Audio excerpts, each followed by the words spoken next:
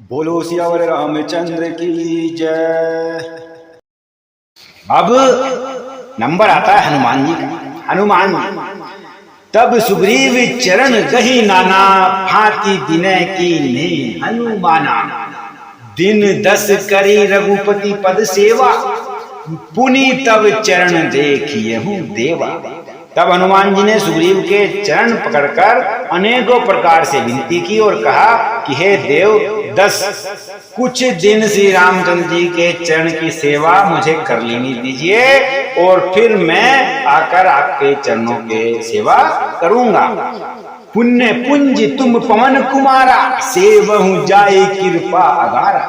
अस कही कपि सब चले तुरंता, अंगद कही सुनऊ हनुमंता। सुग्रीव ने कहा, हे पवन कुमार, तुम पुण्य की राशि हो, जो भगवान ने तुमको अपनी सेवा में रख लिया है। जाकर कृपा धाम श्री रामचंद्र जी की सेवा करो। सब वानर ऐसे कहकर तुरंत चल पड़े, लेकिन अंगद रुककर हनुमान जी से कहते हैं कि हे हनुमान जी, जरा सुनो तो सही। कहूँ दंडवत प्रभु से, तुम्हें कहूँ कर जोरी। बार बार रघुनायक ही सुरती कराए मोरी।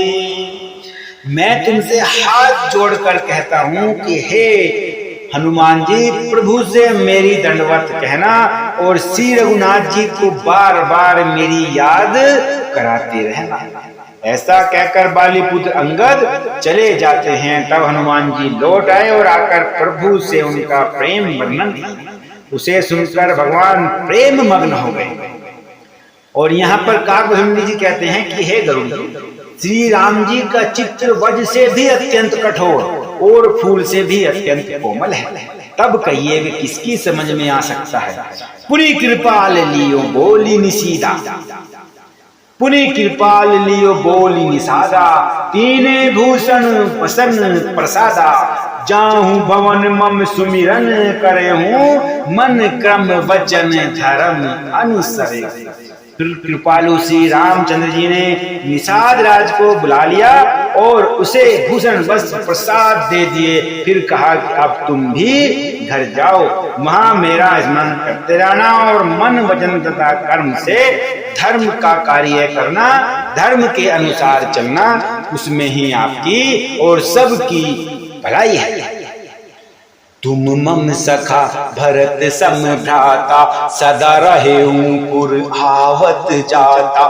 बचन सुनत उपजा सुख भारी, पर चरण भरी लोचन भारी। तुम मेरे मित्र हो और भरत के समान मेरे भाई हो। अयोध्या में सदा आते जाते रहना। यह वचन सुनते ही निषाद राज को भारी सुख उत्पन्न हो जाता है। नेत्रों में आनंद और प्रेम के आंसुओं की जलधारा बहने लगती है और वे श्री रामचंद्र जी के चरणों में गिर जाते हैं। चरण नलिन उर्धरि ग्रह आवा, प्रभु सुगाऊं परिजन सुनावा।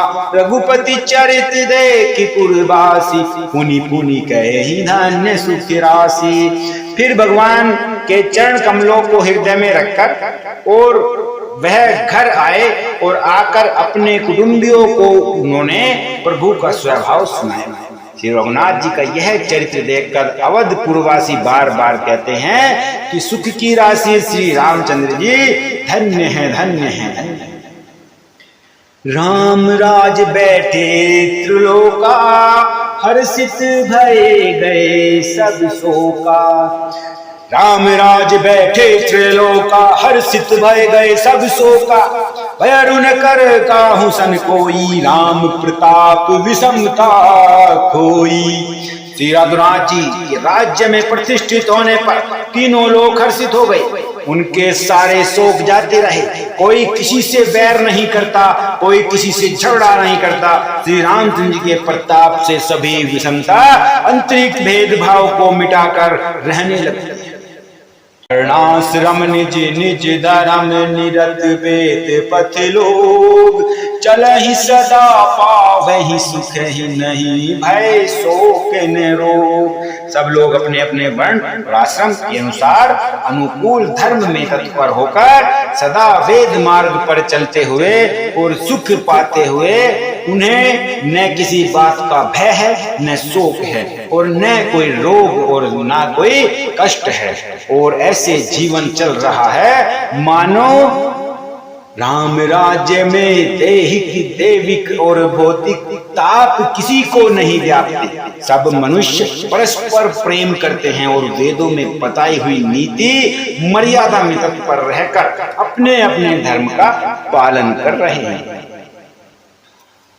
दैहिक दैविक भौतिक तापा, राम राज्य नहीं काऊ ही व्यापा। सब नर करहि परस्पर प्रीति, चलहि स्वधर्म निरत श्रुति नीति। राम राज्य में दैहिक दैविक और भौतिक ताप किसी को नहीं व्यापते हैं। सब मनुष्य परस्पर प्रेम करते हैं और वेदों में बताई हुई नीति मर्यादा में तत्पर रहकर अपने अपने धर्म का पालन करते हैं। चारियों चरण धर्म जग माही, पूरी रहा सपने अगनाही। धर्म अपने चारों चरणों सत्य सोच दया और दान से जगत में परिपूर्ण हो रहा है। स्वप्न में भी कहीं पाप नजर नहीं आता है। पुरुष और स्त्री सभी राम भक्ति के परायण हैं और सभी परम गति मोक्ष के अधिकारी हैं। अल्प मृत्यु नहीं कहूं पीड़ा, छोटी अवस्था में मृत्यु नहीं होती, न किसी को कोई पीड़ा होती है। सभी के शरीर सुंदर और निरोग हैं, न कोई दरिद्र है, न दुखी है और न दीन ही है, न कोई मूर्ख है और न शुभ लक्षणों से हीन है। काकभुंडी जी यहाँ पर कहते हैं कि राम राज नभ घेस सुनो, सचराचर जग माही। काल कर्म सुभावन गुण, कृत दुख काहुई नाही। हे पक्षीराज गरुड़ जी सुनो, राम राज्य में, श्री राम जी के राज्य में जड़ चेतन सारे जगत में काल कर्म स्वभाव और गुणों से उत्पन्न हुए दुख किसी को भी नहीं होते हैं, अर्थात इनके बंधन में कोई नहीं है। अयोध्या में श्री रघुनाथ जी 7 समुद्रों की मेखला करधनी वाली पृथ्वी के एकमात्र राजा है, जिनके एक एक रोम में अनेकों ब्रह्मांड है, अनेकों लिए उनके लिए 7 दीपों की यह प्रभुता कुछ अधिक नहीं है। सो महिमा समुझत प्रभु केरी, यह बरनत हीनता घनेरी। सो महिमा खगेश जिन जानी, फिर यही चरित दीन हूँ रतिमानी। बल्कि प्रभु की उस महिमा को समझ लेने पर तो यह कहने में कि वे 7 समुद्रों से घिरी हुई सप्त द्विमैपी पृथ्वी के एक छत्र सम्राट हैं, उनकी बड़ी हीनता होगी। परंतु हे गरुड़, जिन्होंने वह महिमा जान ली वे भी फिर इस लीला में बड़ा प्रेम मानते हैं। सब उदार सब पर उपकारी, सब नर नारी उदार है और सभी परोपकारी है। विप्र चरण सेवक नर नारी और सभी ब्राह्मणों के चरणों के सेवक है। एक नारी व्रत रत सब धारी, ते मन वचन क्रम पति हितकारी। सब पुरुषार्थ एक पत्नी व्रती हैं, सभी पुरुष मात्र एक पत्नी व्रती हैं, और इसी प्रकार स्त्रियां भी मन वचन और कर्म से पति का हित करने वाली हैं। बोलो सियावर रामचंद्र की जय। ये भाग यहीं पर समाप्त होता है श्री रामचरितमानस का उत्तर कांड। और यहाँ पर श्री रघुवीर जी अयोध्या में आ जाते हैं, उनका राज्याभिषेक हो जाता है और सभी अंगद विभीषण और सुग्रीव सभी अपने अपने जामवंत घर को चले जाते हैं। निषाद राज जी भी चले जाते हैं। अब ये अपना राज्यपाठ करने लगते हैं और उनका राम राज्य बहुत ही अच्छे तरीके से चल रहा है, कोई रोग द्वेष कुछ भी नहीं है। अब ये समाप्त करते हैं यहीं पर और अगले भाग में अब आगे लेकर आएंगे। बोलो सियावर रामचंद्र की जय।